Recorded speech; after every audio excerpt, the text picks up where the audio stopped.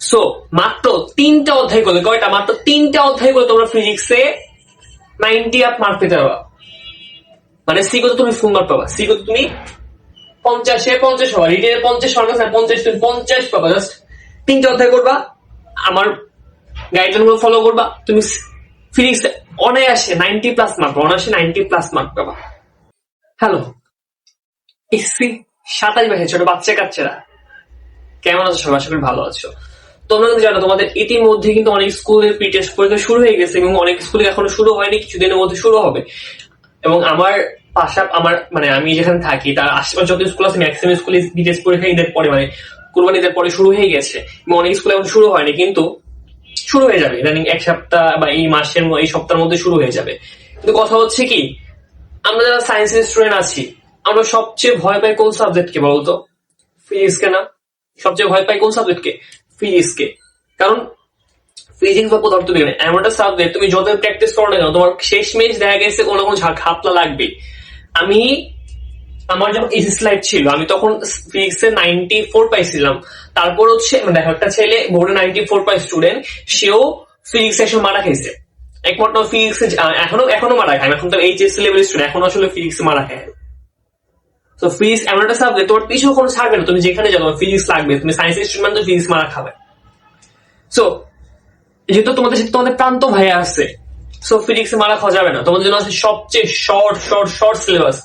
তোমরা সামনে pre test পরীক্ষা দেওয়া, প্রি টেস্ট পরীক্ষা দিচ্ছ, এখন কিন্তু ফিজিক্স পরীক্ষা অনেকের হয় নাই।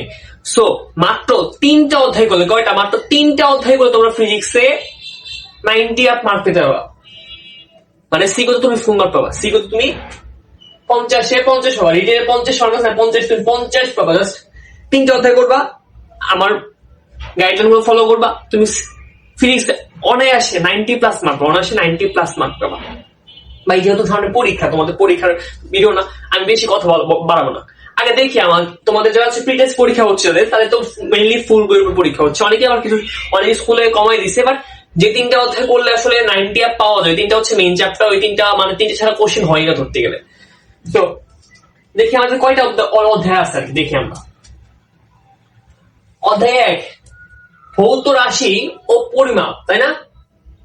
অধ্যায় 2 গতি, অধ্যায় 3 বল, অধ্যায় 4 কাজ ক্ষমতা শক্তি, অধ্যায় 5 পদার্থের অবস্থা ও চাপ, অধ্যায় 6 বস্তুর উপর তাপের প্রভাব, অধ্যায় 7 তরঙ্গ ও শব্দ, অধ্যায় 8 আলোর প্রতিফলন, অধ্যায় 9 আলোর প্রতিসরণ, অধ্যায় 10 স্থির তড়িৎ, অধ্যায় 11 চলবিদ্যুৎ, অধ্যায় 12 বিদ্যুতের চৌম্বক ক্রিয়া, অধ্যায় 13 আধুনিক পদার্থবিজ্ঞান ইলেকট্রনিক্স, অধ্যায় 14 জীবন বাঁচাতে পদার্থবিজ্ঞান। মানে কয়টা চ্যাপ্টার আছে? মোট 14টা চ্যাপ্টার আছে। তো আগে তুমি দেখো ভাই কোনগুলো থেকে সবচেয়ে বেশি কোশ্চেন আসে আর কোনগুলো সিকিউ আসবে, কোনগুলো থেকে এমসিকিউ আসবে। আগে মনে রাখি ফিজিক্স কিন্তু কোশ্চেন ঘুরাই হয়, ফিজিক্সের কোশ্চেন মিক্সড হয় না। মানে ধরো তোমার একটা সিকিউ এর ক খ গ ঘ ওই অধ্যায় থেকে আসবে, একটা অধ্যায় থেকে আসবে। ধরো তোমার কেমিস্ট্রি ক্ষেত্রে হয় কি, ধরো তোমার ক আসছে 2 অধ্যায় থেকে, খ আসছে 3 অধ্যায় থেকে, খ গ আসছে আবার 4 অধ্যায় থেকে, এরকম হয় না কেমিস্ট্রি ক্ষেত্রে মোস্ট অফ টাইম। মানে ফিজিক্স এরকম হয় না, ফিজিক্সে অধ্যায় 2 থেকে কোশ্চেন আসবে, অধ্যায় 2 থেকেই ফুল কোশ্চেন আসবে, ক খ গ ঘ সবকিছুই মিক্স হওয়ার চান্স খুবই কম। আর কিছু কিছু চ্যাপ্টার যেগুলো মিক্সড হয়, যেগুলো মিক্স কোর্স ম্যাথ হয় না। সো দেখি অধ্যায় 1 ভৌত রাশি ও পরিমাপ, এটা আমাদের ইম্পর্টেন্ট and খুব ইম্পর্টেন্ট, কারণ এটা হচ্ছে তোমাদের রিসেন্ট ব্যাচ 26-এর হচ্ছে শর্ট সিলেবাসে ছিল। আর তার থেকে বড় কথা হচ্ছে এটা হচ্ছে কোশ্চেন হয় বোর্ডে, সবসময় হয় না, মাঝে মাঝে কোশ্চেন, মাঝে মাঝে হয় না, but most of the time question হয়। তুমি যদি ঢাকা বোর্ড স্টুডেন্ট হয়ে থাকো তুমি এখান থেকে কোশ্চেন পাবা, মাঝবে কোশ্চেন পাবা। মানে কোশ্চেন ইজি হইলে দেখা গেছে ভৌত রাশি পরিমাপ থেকে কোশ্চেন দিয়ে দেয়।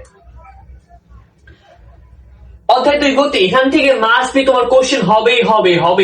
পৃথিবী উল্টা যাবে, গতি থেকে কোশ্চেন মিস হবে না, কোশ্চেন হবে গতি থেকে। অধ্যায় 3 বল, এখান থেকে মাস বি কোশ্চেন হবেই।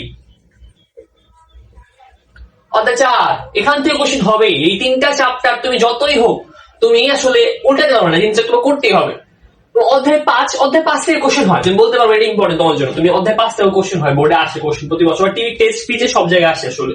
অধ্যায় 6 বস্তুর উপর তাপের, এই দুইটা দেখা গেছে কি মাঝে মাঝে তোমার 5-6 মিক্সড হয়ে যায়, এনিহাও 5-6 মিক্সড হয়ে যায়।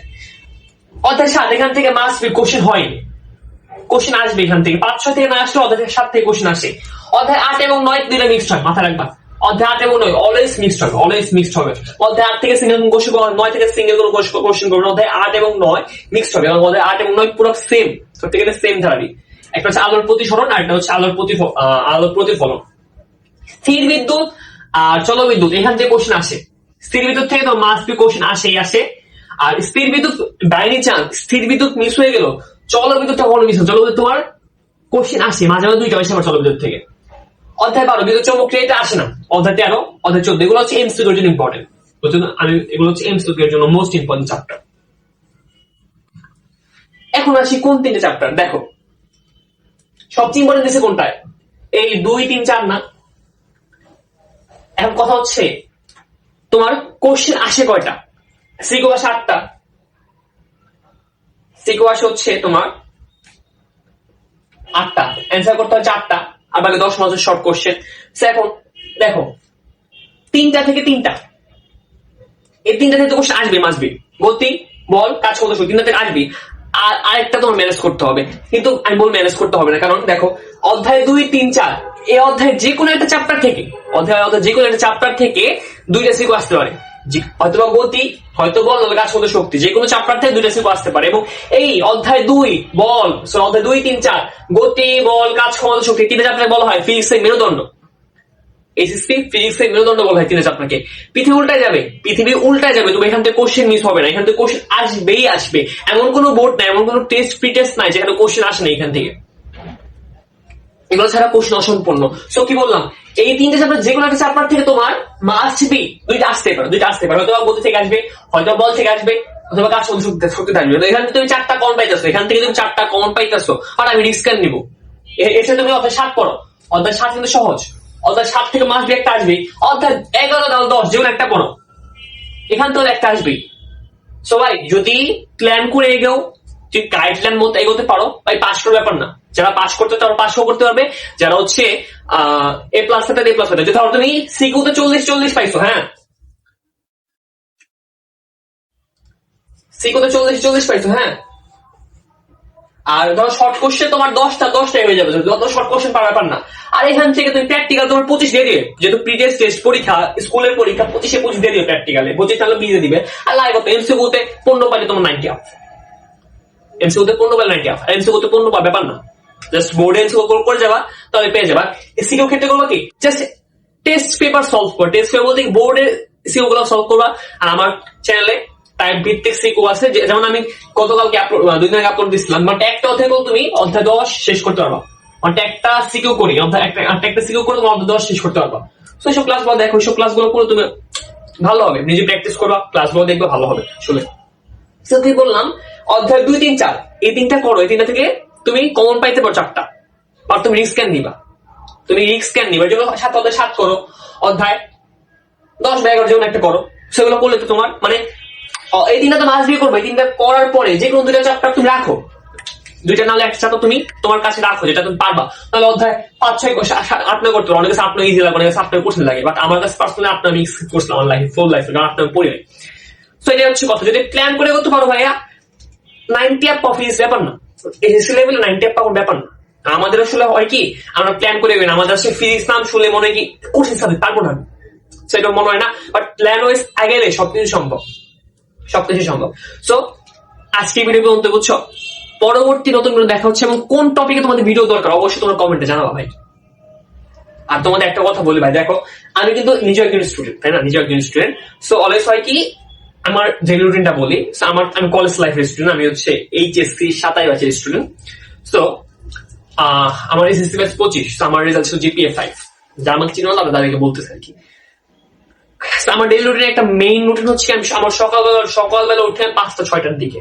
সো 5টা 6টার দিকে ওঠার পর নিজের কাজগুলো, মানে কলেজের কাজগুলো করার পর, মানে যে স্টাডিতে ফোকাস দেওয়ার পর 8টার দিকে কলেজে যাই। 8টা থেকে 3টা, 2টার মতো আমার কলেজ থাকে। সো 2টার দিকে বাসায় আসার পর কোনো মতে লাঞ্চ আর শাওয়ারটা নেওয়ার পর আমি 3টার দিকে যাই নিজে প্রাইভেট পড়তে। আমি প্রাইভেট পড়ি, সো প্রাইভেট পড়তে যাই। সো যেহেতু স্টুডেন্ট প্রাইভেট পড়তে, এইচএসসি লেভেল প্রাইভেট পড়তে হয়, আসলে প্রাইভেট পড়তে যাই।